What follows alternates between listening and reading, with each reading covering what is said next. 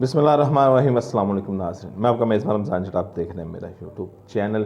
पंजाब के हवाले से सुप्रीम कोर्ट ने बड़ा अहम फ़ैसला दिया है, जिसके बाद वज़ीर आला जो हमज़ा शहबाज जिन्होंने हलफ उठाया था, उनकी वज़ीर आला जो शिप है वो ख़तरे में पड़ गई है। जो मुहर्रिफ़ अरकान जो दूसरी पार्टी PTI से आए थे और जिन्होंने वोट डाला था इसको हमज़ा शहबाज को, आज सुप्रीम कोर्ट ने उनको कहा है कि ये वोट नहीं डाल सकते और उनकी जो नाअहली है वो कितनी मुद्दत तक होगी उसके तयन के लिए सुप्रीम कोर्ट ने कहा है कि ये फैसला पार्लियामेंट करेगी।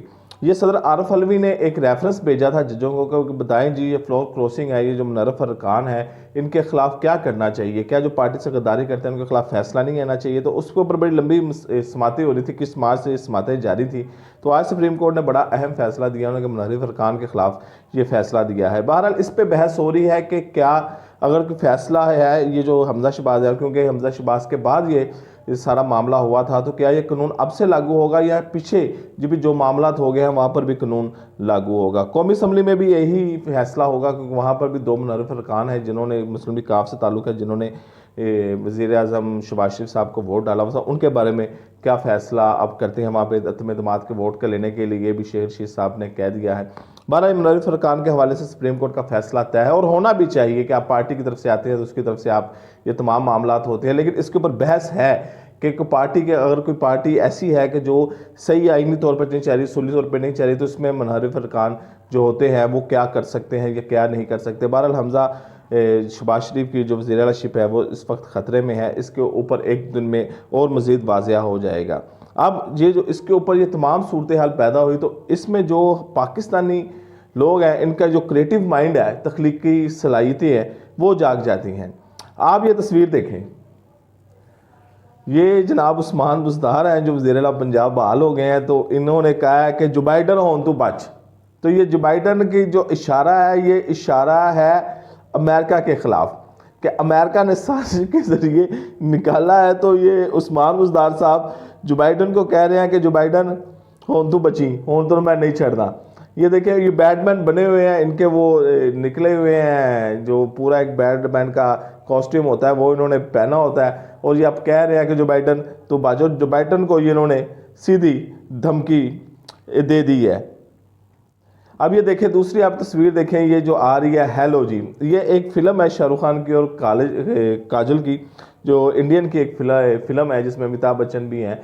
तो इसमें ये जो काजल है इसको दिखाया गया है हमज़ा शहबाज, और पीछे जो शाहरुख खान है वो आके कह रहे हैं कि हेलो जी, यानी कि उनको छेड़े हैं और टीस कर रहे हैं। इस हवाले से ये बनाई गई। अब ये देखें, ये है वसीम अकरम प्लस, कि जो इमरान खान साहब कहते रहे हैं कि ये मेरा ये वसीम अकरम प्लस है, इसको मैं नहीं देखूंगा। तो उनका पूरा स्टाइल देख लें कि पूरे वसीम अकरम की तरह ये वापस आ रहे हैं ग्राउंड में। ये शो कराया गया है इसमें कि उस्मान बुज़दार जो है वो वसीम अकरम की तरह दोबारा वापस आ रहा है। अच्छा ये देखें, ये बड़ी मज़ेदार है। ये है जी, ये संजय दत्त की एक फ़िल्म है जो मुन्ना भाई MBBS है गालबन, तो जिसमें ये कहा गया है कि जी ये तो शुरू होने से पहले ही ख़त्म हो गया।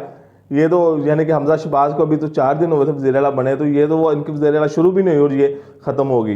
ये देखें, ये बड़ी मज़ेदार है जी। ये देखें, मेरे करण अर्जुन आएंगे, मेरे करण अर्जुन आएंगे। उस्मान बुज़दार साहब को करण दिखाया गया है, और ये जो हमारे गवर्नर पंजाब है चीमा साहब, उनको अर्जुन दिखाया गया है और कहा गया है जी मेरे करण अर्जुन जो हैं वो वापस आएंगे।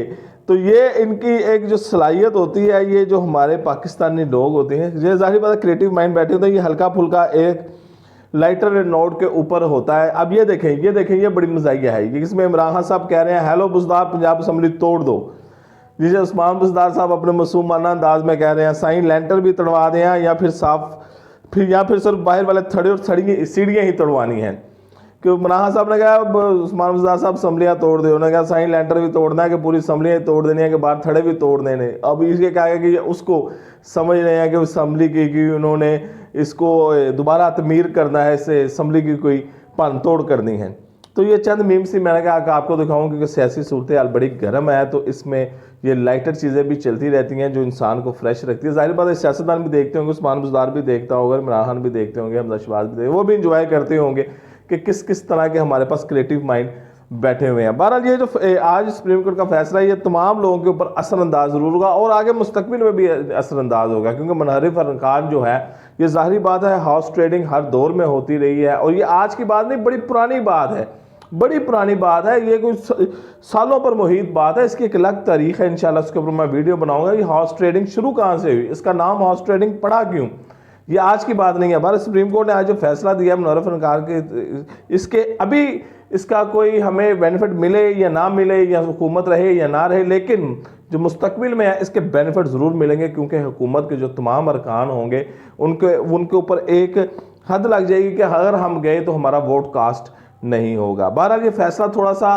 तरीके इंसाफ कह रही है कि लेट आया, जिसकी वजह से वरना हमारी हुकूमत बच जाती, और अगर शहबाज शरीफ के खिलाफ ये फैसला आ जाता तो ना वज़ीर आज़म बनते, वज़ीर आज़म इमरान खान होते, और अगर ये उस्मान बुज़दार ना जाते तो उसके बाद हमजा शहबाज ना आते तो उस्मान बुज़दार की भी हुकूमत पंजाब में चल रही होती। बहरहाल ये उनका कहना है। बहरहाल इसके ऊपर अभी जो मुस्लिम लीग नून के रहनुमा कह रहे हैं कि ये हुकूमत ऐसे ही चलेगी, क्योंकि इसका जो फैसला है, जो कानून का इतलाक होता है वो तब से होता है जब से वो कानून बनता है, उसका पिछले जो मामला चल रहे हैं उनके ऊपर कोई इतलाक नहीं होता। मुझे इजाज़त दें, अगली वीडियो तक अल्लाह हाफ़िज़।